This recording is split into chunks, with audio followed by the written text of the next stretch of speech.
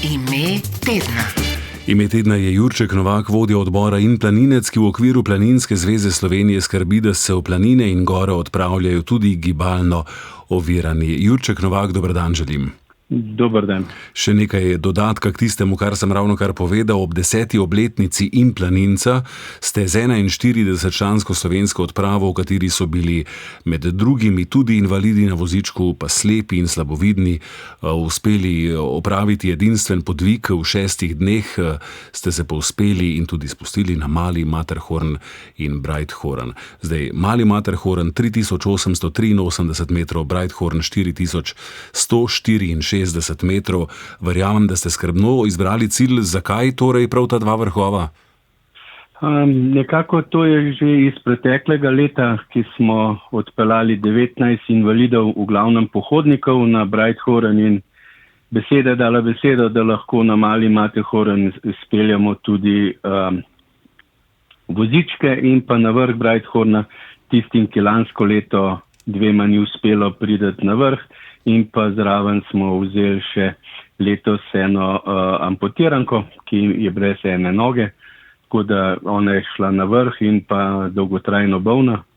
V spodaj smo imeli pa 4 vozičke, ki smo prejšnji dan šli pod Mont Blanc in pa Velikanov zob. Tam smo delali aklimatizacijsko turo, se poizkusili, kako bo šlo iz vozički po snegu, tudi smučati, kako bo šlo z njimi, in naslednji dan smo to lepo na dobrih 500 metrov višji vse sprevedeli. Ja. Še enkrat. Je šlo vse brez zapletov? Slišal sem, da ste imeli nekaj težav s tem, kako spravite vozičke v gondolo. Ja, to je pač bilo, ampak res moramo pohvaliti in se zahvaliti osebju, ker da se posneš tako visoko, greš v 4 gondole. Ta prva je bila Jajček, ki pa so nam potem pomagali, da so dvignili sedeže. Je res, da so šli vsi vozički zelo na knap noter, ampak je uspelo. Malo smo se potrudili, oni so nam pa veliko pomagali. Zdaj, invalidi so v preteklosti osvajali tudi že višje cilje, ne? Ampak vi vseeno pravite, da je prav ta poseben v svetovnem merilu. Zakaj? Ne vem, to še vedno pravim, da marsikater posamezni invalid je odšel, rečemo 1, 2, 3 so peljali prijatelji, kolegi. Mi smo pa nekako unikum, in to nam priznavajo tudi po svetu, predvsem v Evropi, da peljemo vedno veliko skupino. Mi delamo ne na posamezniku ali pa na eni kategoriji invalidnosti, ampak na vseh, tako rekoče. Če zdaj pogledamo, smo imeli gibalno ovirane distrofika, cerebralca, multiplo in pa paraplegika, in pa še eno amputiranko. Potem so bili slepi, dolgotrajno bolni. To je le večja skupina, ki potrebuje, in to niso, tako bi rekel, top of top posamezniki, ampak to so posamezniki, ki so bili prvič, ki so videli tako višino, da so se bili v ledeniški navezi, in to je pa nekaj drugega, da omogočamo res, tako rekoč, ljudem, bi lahko rekli, iz ulice. Jurček Novak, ko vas poslušam, takole dobim občutek, ko opisujete ta vaš podvig, da se vam to pravzaprav zdi kakor nekaj običajnega, nič več tako posebnega. Meni pa se zdi, ko vas poslušam, res neverjetno oziroma izjemno to, kar ste pravzaprav dosegli. A nam lahko nekoliko še opišete, orišete, kako je ta vzpon potekal? Kaj se je dogajalo takole korak za korakom oziroma meter za metrom? Kako je videti, kako poteka takšno osvajanje vrha? Samo tako osvajanje ga je treba usvojiti že doma. Recimo iz svoje prakse, ki jo imam 44 let, sem že vodnik, in imam tudi vodnico, ki je že 50 let, veliko vodnikov, alpinistov, reševalcev, in seveda ne smem nikakor pozabiti, z nami sta bila tudi zakonca Štremfelj. To je treba že doma, tako rekoč, do potankosti narediti, tam se pa samo prilagoditi vremenu, snežnim razmeram, snežnim razpokam in potem to ni taka težava. Mislim, nekako za tako višino je potrebna aklimatizacija. Potem pač, ko se gre, se pač vsak ve, kaj dela. Na vsakmu vozičku so bili 4, na vsakem servisnem vozičku sta bila 2, ker mi smo samo zamenjali kolesa dol in smo dal gor smučke. Torej, vsi smo nekako mogli biti pripravljeni, ampak vsi te vodniki, alpinisti in pa izkušeni planinci so imeli že to prakso, vejo.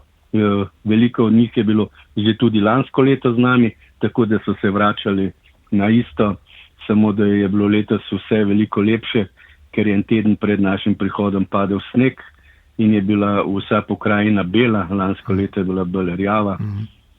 In seveda tukaj ni, da se pregovarjanja, jaz bi to ali pa nekako bi probamo to se že vse prej dogovori in se potem samo more izpeljati. Seveda, kar sem rekel, je pa da je vse odvisno od tistega trenutka vremena. Naprimer na Malem Matterhornu smo mi čakali z vozički več kot 1 uro, da se je vreme spremenilo. Pohodniki so šli pa takoj in se jim je so sami rekli, čez dobre pol ure, malo več jim je veter ugasnil, megla se je razpršila in je bila vidljivost res idealna. Kako se Mi smo pač šli pa 1 urco, pa še malo poznej, se nam je pa zgodilo dobesedno, ko smo stopili na snežišče, da se je nam odprlo nebo. Želja po osvojitvi vrha je, si predstavljam, da izjemna, prisotna seveda v takšnih okoliščinah, kot jih opisujete. Kako se pa sprejema potem odločitve glede na vreme in ostale dejavnike, kdo jih sprejema in kako? Nekako smo jih sprejemala, ker Marija je šla z pohodniki Štremflova, je šla na vrh. Smo se nekako dogovorila takoj, da gre takoj. Je rekla, če bo se poslabšalo, se obrnejo. Midva sva se pa z Andrejem malo pogovorila in sva rekla, da pač bova pa kakšna pol urco počakali, ker smo imeli čas.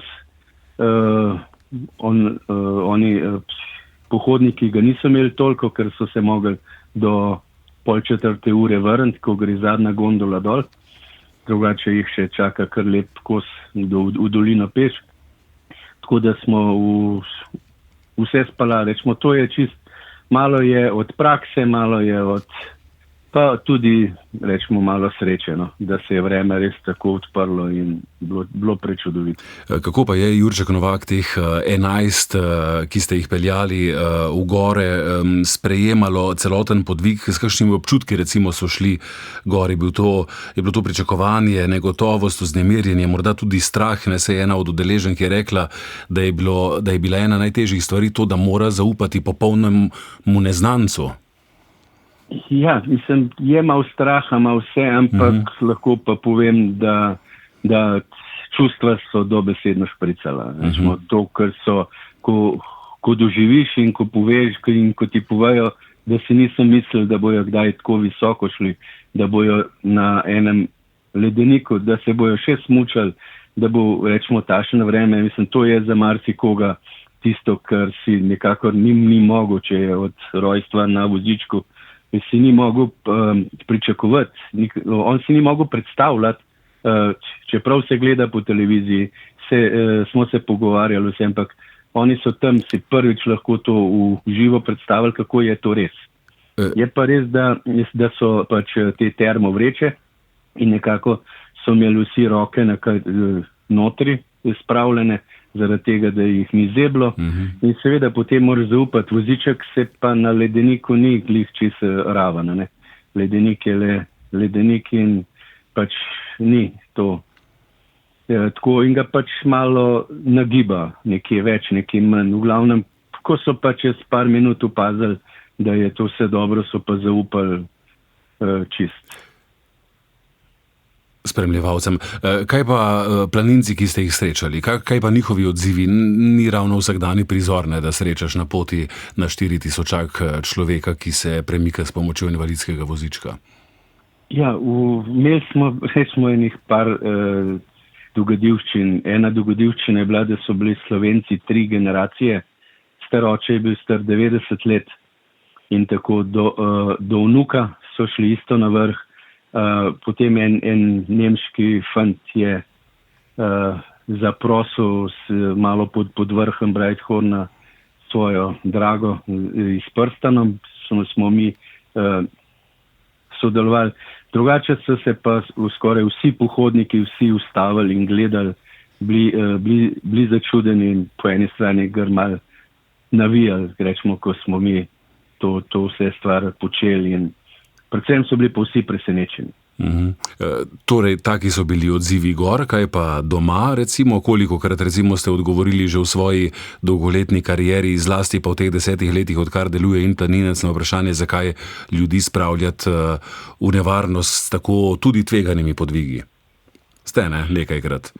No, sem slišal, mislim, jih probam preslišati, ker to je nevarnost, nikoli nismo mi delali, da ne bi bilo za varnost poskrbljeno. Vedno je spravim eno stvar, da potem ne bi šel v službo ali pa zvečer spat doma v postelji, ker statistično največ smrti je doma v postelji. Ja. Torej, v službo hoditi pa tudi ni čisto 100% varno, ne? Ja, niti na avtobusu, niti na cesti, niti nikjer, ne glede s prevozom. Rečemo, ne moramo, če bomo gledali samo negativne stvari, ne bomo nikoli prišli daleč. Torej, moramo imeti malo pozitivno biti nastrojeni, predvsem pa verjeti v tisto, kar počnemo. In seveda tukaj v tem mojem delu je vedno tim. Tukaj nič ne moreš sam, da bi lahko sam kaj, rečemo, premakneš skalo, ne moreš jo pa ustaviti. Ne. In doma ste vi in vaši kolegi težko prav dolgo, kmalu vas čakajo naslednji podvigi, da je očitno vam ne manjka sredi, oziroma kmalu, čez nekaj dni pravzaprav že se odpravljate v Južno Srbijo. Kakšni so cilji?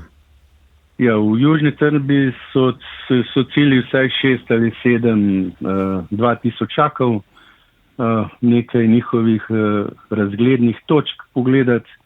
Smo tako, eden proti tem dvema, ki smo imeli zdaj, ker mi iz Breithorna smo prišli 1. avgusta zvečer, 5. avgusta šla ekipa 27 na Triglav in so prišli 7.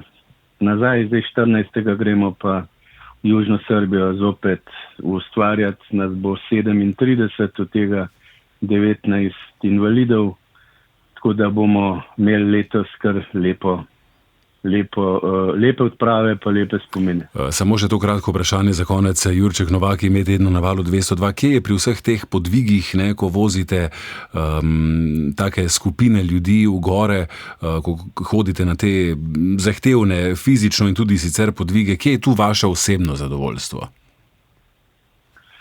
Moje osebno zadovoljstvo je največ v tem, da premikamo meje v določenih glavah, da ljudje začnejo verjeti in da če po vsaki taki aktivnosti bolj odmevni smo spravili 2-3 invalida iz telefona pa iz kavča, sem jaz osebno zmagal. Hvala lepa za pogovor, Jurček Novak, in še veliko uspešnih odprav želimo. Ne, še hvala tudi vam. Srečno še naprej. Ja, srečno.